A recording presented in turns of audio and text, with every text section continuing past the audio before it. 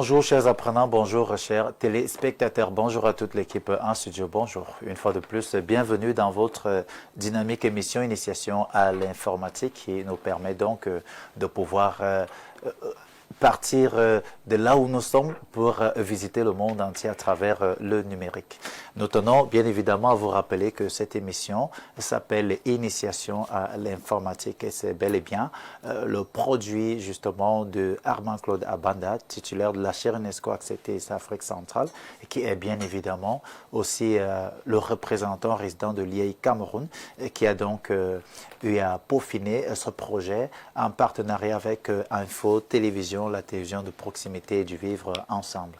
Alors si vous êtes scotché sur ce canal, sachez que vous allez apprendre une chose en plus en ce qui concerne le domaine de l'informatique sur tout ce que vous avez déjà comme connaissance. Cela viendra tout simplement s'ajouter. On va mettre un accent ce matin sur plusieurs éléments que nous allons devoir vous montrer sur MS Word, qui est un logiciel de traitement de texte. On reviendra justement sur l'insertion de la lettrine, sur la disposition du texte en plusieurs colonnes. On reviendra également sur un problème que plusieurs ont souvent, comment disposer dans son document une page en paysage et puis celle qui suit, on peut la mettre en portrait. Donc, on reviendra sur toutes ces astuces. Alors, nous tenons également à vous rappeler que le numéro qui s'affiche au bas de votre petit écran permettra à ce que nous puissions interagir. Donc, faites-nous tout simplement un message en ce qui concerne le cours, message WhatsApp ou alors un simple message. Posez votre question et puis le moment venu, nous allons devoir apporter les éléments de réponse à vos différentes interrogations. Alors, chers amis, surtout, n'appelez pas. On est d'accord? N'appelez pas. On peut appeler après le cours, mais pas pendant le cours. Alors, sans transition, revenons directement sur notre PC. Nous allons retrouver notre texte, voilà. Il va nous falloir bien évidemment un texte d'appui, voilà, que voici, très bien. Alors, voilà, j'ai un texte quelconque. On va commencer par l'insertion de la lettrine. Alors, c'est quoi la lettrine? Vous allez voir, je vais d'abord insérer, et puis maintenant, vous allez me dire ce que c'est que la lettrine. J'aime procéder comme ça. Alors, pour insérer une lettrine, regardez attentivement, je vais prendre mon curseur, je vais venir sélectionner la première lettre de mon mot. Je sélectionne la première lettre. Alors, j'ai ici les, voilà. Au lieu de sélectionner les entièrement, je sélectionne tout simplement L. Voilà. Après l'avoir sélectionné, je vais venir sur l'onglet Insertion. Voilà. Une fois sur l'onglet Insertion, déjà activé, je vais venir dans le groupe texte, voilà. Je suis dans le groupe texte. Je vais voir ici, dans le groupe texte, la commande lettrine. La commande lettrine. Je vais donc cliquer là-dessus et j'aurai ici plusieurs options, parmi lesquelles je peux mettre insérer la lettrine dans le texte ou alors je peux insérer la lettrine dans la marge. Alors voilà les deux options que je peux avoir. C'est vrai qu'on peut aller dans les différentes options pour venir effectuer le choix, soit j'insère comme on a vu, soit dans le texte, soit dans la marge. Et il y a également la possibilité de venir paramétrer ici, que ce soit la police. Je peux donc décider d'insérer ici la police. Je peux choisir, voilà, je clique sur police et puis je peux scroller, je défile et puis je vais choisir la police de mon choix. Une fois que la police a été choisie, voilà, je vais aller un peu plus vite là, ou alors je peux saisir Times New Roman, voilà, je choisis Times New Roman. Et puis je peux revenir ici, choisir de paramétrer la hauteur, la distance du texte, c'est-à-dire la lettrine et le texte. La lettrine et le texte peut insérer une certaine distance ou alors gérer la hauteur justement de ma lettrine. Donc s'il y a ici, par chiffre, là c'est 3, là c'est 4, là c'est 5, ainsi de suite. Donc c'est pas vraiment important que la lettrine soit aussi costaud que ça. Bon, comme c'est le cours, je vais mettre à 4. Généralement, c'est important de mettre à 3 parce que généralement, la taille 3, c'est la taille vraiment recommandée. Alors, une fois que c'est fait, la distance de ma lettrine du texte. Alors, je peux également paramétrer, je peux décider de mettre ça entre 1 cm, voilà. Je peux venir là, je suis à 0 cm pour le moment, voilà, 0,1 cm, ainsi de suite, ainsi de suite. Et une fois que ce paramétrage est terminé, vous voyez, je peux donc venir tout simplement et puis cliquer sur OK. Après avoir cliqué sur OK, je peux donc avoir ma lettrine. Alors voilà, c'est ça qu'on appelle la lettrine. C'est tout simplement, tout le monde peut maintenant définir lettrine comme vous le pensez. C'est tout simplement cette façon d'agrandir justement la première lettre justement du tout premier mot dans l'optique de donner une certaine visibilité, une certaine qualité à notre texte dans l'optique que celui-ci soit beaucoup plus apprécié. Donc voilà, c'est ça la lettrine. Tout le monde peut maintenant insérer une lettrine dans son texte. On le voit généralement dans les différents journaux, dans certains documents, dans certains livres. Alors, une fois inséré la lettrine, je vais reprendre. Je vais reprendre pour ceux-là qui n'ont pas bien compris. J'ai ici ma lettrine, je peux cliquer là-dessus. Je vais profiter pour ceux-là qui pourraient peut-être demander comment retirer la lettrine. Je ne vais pas effacer pour saisir à nouveau, voilà, ou bien je vais réduire la taille police. Non, non, non, on n'en a pas besoin. Si je veux retirer cette lettrine que je viens d'insérer, je vais venir tout simplement sur l'onglet Insertion. Je rentre dans le groupe texte et puis je vais retrouver ma commande lettrine. Je vais cliquer tout simplement sur lettrine. Alors, qu'est-ce que je vais faire? Je vais venir dans Options de lettrine. Vous voyez? Ou alors, je peux tout simplement positionner le curseur sur aucune lettrine. Vous voyez? Si je clique sur aucune, il n'y en aura pas. Donc, si je viens sur Options, je verrai également qu'ici, il n'y a aucune. Vous voyez? Si je clique sur aucune, et puis je viens cliquer sur OK, voilà, la lettrine a disparu. Donc, pour la remettre, la procédure reste la même. Premièrement, rassurez-vous que vous ayez sélectionné la toute première lettre, justement, voilà, la toute première lettre de mon mot. Une fois que c'est fait, je viens activer l'onglet Insertion. Une fois que cet onglet est activé, je reviens dans le groupe texte. Voilà, justement, je choisis la commande lettrine. Une fois que la commande lettrine est, voilà, une fois qu'elle est activée, vous verrez qu'il y a quelques options. Aucune lettrine.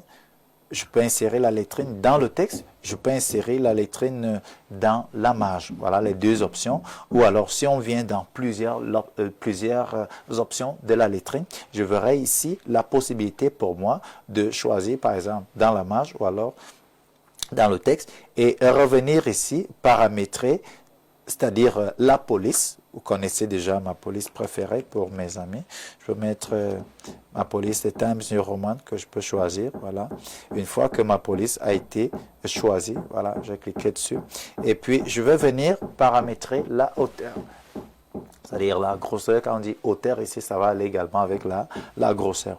Donc, du coup, je peux mettre à 3 ou alors à 4. 3, ça me va. Et puis, je vais cliquer sur OK. Vous pouvez également paramétrer au niveau de la distance entre la lettrine et le texte. Donc, vous pouvez mettre aussi un peu d'espace à ce niveau. Alors, une fois que c'est fait, je vais cliquer sur OK.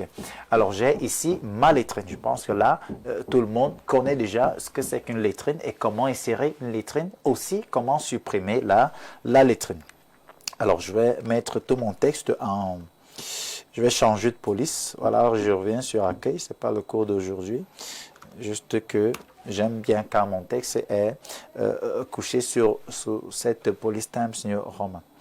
Alors maintenant, je vais passer à autre chose. Il sera question maintenant pour nous de voir comment disposer le texte en plusieurs colonnes. Ça se passe comment? Alors pour le faire, c'est simple. On va venir dans l'onglet Mise en page. L'onglet Mise en page. Une fois sur l'onglet Mise en page, on va s'orienter à... Voilà, j'active l'onglet Mise en page. Une fois sur l'onglet Mise en page, vous allez voir, il y a ici colonne. dans le groupe mise en page, le tout premier groupe mise en page, vous allez voir ici la commande colonne. Alors, je vais donc cliquer sur cette commande colonne qui va me proposer, vous allez voir ici, une colonne, deux colonnes, trois colonnes, gauche, droite. C'est-à-dire, on peut mettre les colonnes à partir de la gauche ou alors à partir de la droite. Et le reste du texte va rester dans l'autre partie justement du document. Mais d'un côté, on va mettre une petite colonne, ça dépend. Maintenant, moi, je vous propose, n'est-ce pas, je vous recommande fortement de venir cliquer sur « Autre colonne ». Alors, une fois cliqué sur « Autre colonne », vous verrez justement cette interface qui va donc, cette fenêtre qui va nous permettre justement de pouvoir paramétrer justement nos différentes colonnes. Alors, à partir d'ici, je peux insérer, j'ai la possibilité, parce que si je vois une colonne 2, 3, alors si je veux 4 colonnes, qu'est-ce que je vais faire? Je vais venir là, je vais voir nombre de colonnes. Et ici, je peux augmenter 2, 3, 4, 5, vous voyez. Et ici, j'ai ce qu'on appelle l'aperçu. À ce niveau, j'ai l'aperçu et je peux voir à quoi ressemble. Voilà, je vais rentrer. Regardez, c'est vrai, ça ne se voit pas très bien, mais je pense que vous voyez quand même. Ici, j'ai une seule colonne. Si je viens paramétrer, je mets 2 colonnes. Vous voyez, vous pouvez déjà voir que c'est 2 colonnes. Et si j'augmente, 3 colonnes. Alors, j'ai ici 3 colonnes. Voilà mes 3 colonnes qui peuvent déjà se voir. Alors, est-ce que c'est tout? En réalité, bon, si ce n'est que 3 colonnes que je veux, je peux déjà en avoir. Bon, maintenant, il y a un autre aspect qui est très important, celui-là qui va permettre justement de calibrer les espaces entre ces différentes colonnes. Donc, je peux décider de mettre plus d'espace entre les colonnes ou alors de resserrer mes différentes colonnes. Je peux m'aller plus loin en insérant des lignes séparatrices. On va les appeler des lignes séparatrices des différentes colonnes. Donc, on a ces possibilités et ça va se jouer à ce niveau. Colonne numéro 1, voilà, je peux voir là, colonne numéro 1. Alors, largeur 4,5 cm. Alors, l'espacement entre la première et la deuxième colonne sera donc de 1,25 cm. Et rassurez-vous, moins la colonne est costaude, plus les espacements seront grands. Mais plus la colonne est grande, moins les espaces entre les colonnes seront renfermés, rétrécis. Vous voyez? Donc, plus j'augmente la largeur, regardez, plus j'augmente la largeur justement de mes colonnes, les espacements diminuent.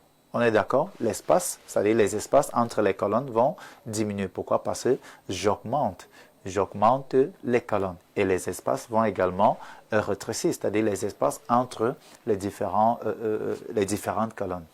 Donc, lorsque vous le faites, rassurez-vous, vous regardez au niveau de la largeur, vous regardez, et puis regardez aussi au niveau des espacements. Donc, très bien, je vais laisser mes espacements entre 1,25 cm. Ça me va. Alors, largeur de colonne, c'est fait, appliquer. Est-ce qu'il faut l'appliquer à tout le document ou alors à la sélection sur cette partie uniquement à partir de ce point ou alors tout le document? Je vais dire à tout le document. Alors, je vais cliquer sur OK. Alors, quand je clique sur OK, vous pouvez voir à quoi ressemble justement, à quoi ressemble maintenant notre document. Je vais sélectionner et puis mettre en gras encore pour une meilleure visibilité à la maison. Voilà, mon texte, il est en gras. Ça vous permet d'avoir un meilleur aperçu. Voilà, voilà mes 3 colonnes. Donc, si je descends, vous voyez, j'ai mes 3 colonnes. Et maintenant, je peux, vous voyez, donc, je peux donc décider de rétrécir encore ces espaces. Vous voyez, je peux dire, bon, il y a encore assez d'espace, pourquoi ne pas augmenter? Donc, je peux rentrer justement sur les paramétrages, options, et puis je gère ça. On est d'accord? Donc, voilà comment insérer justement les colonnes dans notre texte. Vous voyez, ça commence à ressembler à... Ouais, quand vous regardez, vous ne savez pas si vous achetez souvent le journal La Météo, vous allez voir à certains endroits, c'est pratiquement ce qui se passe. Donc, on a des experts qui travaillent pour le journal La Météo. Ils ont l'habitude de le faire. Donc, voilà. Vous aussi, vous pouvez le faire dans certains autres documents, dans des livres. Je ne sais pas ce que vous avez à faire comme travaux. Vous pouvez réaliser cela. Alors, dernière chose qu'on va vous montrer ce matin, c'est la disposition justement de votre document. C'est-à-dire, on peut décider que la première page, on la laisse en portrait. Portrait, c'est debout, voilà. Paysage, c'est couché, voilà, si je peux me permettre. Voilà, par exemple, ceci. Ça, c'est un portrait. Donc, si je prends en photo, on va dire non, prends un portrait, c'est comme ça. Paysage, je vais coucher. Donc, c'est comme ça avec le papier, avec la feuille. Lorsqu'on va disposer de cette façon, c'est un paysage. Et tout droit, c'est un portrait. Donc, on va voir comment laisser la première page, justement, en portrait, mettre la deuxième en paysage. Alors, je vais réduire légèrement. Voilà, pour faire une petite différence entre les deux dispositions. Alors, je vais laisser la première page. Regardez attentivement. Je positionne mon curseur au début de la deuxième. Au début de ma deuxième page. Je vais aller sur l'onglet Mise en page. Une fois cliqué sur l'onglet Mise en page, je vais aller dans le groupe Mise en page, que voici le tout premier groupe. Vous allez voir ici marge. Marge. Ce qui nous intéresse ici, ce n'est pas les marges. Ce qui nous intéresse ici, c'est marge paire personnalisée. Alors, une fois cliqué sur marge personnalisée, vous allez voir, je vais reprendre. Je suis en train de faire quoi? Je veux que la première page reste en portrait et que la deuxième page soit disposée en paysage. Alors, qu'est-ce que je fais? Je scrolle, je viens sur ma deuxième page, je positionne mon curseur tout simplement devant, c'est-à-dire avant le premier mot. Voilà, une fois dans la page, ça suffit. Je viens donc sur l'onglet Mise en page. Premièrement, une fois cliqué sur Mise en page, je reviens. Deuxièmement, je viens dans le groupe Mise en page et puis je vais voir la commande marge. Je clique dessus. Après avoir cliqué sur la commande marge, je vais voir ce qui m'intéresse. On reviendra peut-être sur les différents types de marges. Il y a les marges normales, voilà, avec 2,5 cm, que ce soit en haut, en bas, à gauche ou à droite. C'est-à-dire les marges haut de page, bas de page. Vous aurez ça. Ça, c'est les marges normales. Voilà, Tipsy nous dérange là. Qu'est-ce qu'il fait là? Il n'a pas sa place là. Voilà, très bien. Je viens donc plus bas, je vais voir marge personnalisée. Vous voyez, je vais cliquer donc sur marge personnalisée. Je clique dessus. Après avoir cliqué là, je vais voir cette fenêtre qui va apparaître. Voilà. C'est bientôt les messages. Hein. Donc, envoyez les messages maintenant pour que... voilà. Une fois que c'est fait, vous verrez ici qu'on va venir ici au niveau de l'orientation. L'orientation, vous verrez ici portrait. Je vais cliquer sur paysage. Voilà, je sélectionne paysage. Et regardez ici en bas, vous aurez l'aperçu. Ici, nous avons l'aperçu. Et ici, c'est portrait. Vous voyez, quand on dit portrait, on a notre document qui est debout.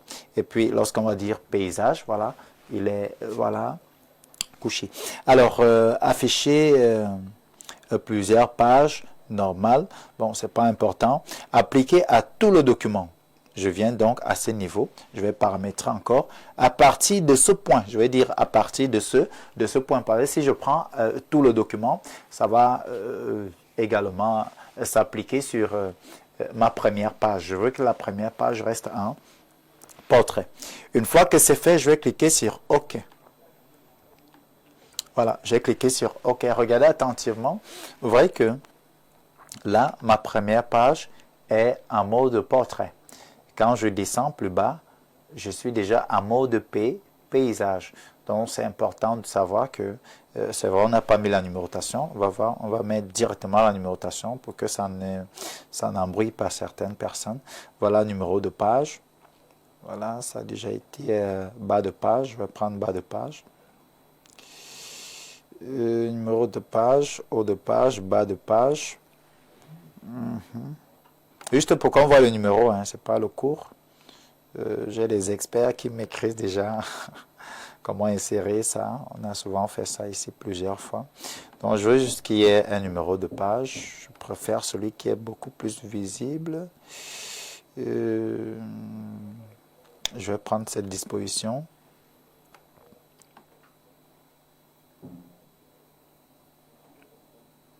Voilà, je prends ceci. Voilà, j'ai ici mon numéro de page. Ça, c'est la page 2. Voilà, lorsque je scrolle, vous voyez que ma page 2 est en paysage. Si je remonte, voilà un petit bug. Là, première page, je peux voir sur la première page, numéro. Voilà, on voit le numéro 1. Voilà, c'est un portrait et l'autre est un paysage. Donc, j'espère que cette leçon a été capitale et importante pour tout un chacun. On saura maintenant comment disposer dans l'avenir notre texte, notre document. Première page en paysage, deuxième page en portrait. Je pense que c'est important. On va donc marquer un arrêt pour revenir et prendre vos différentes interventions tout de suite.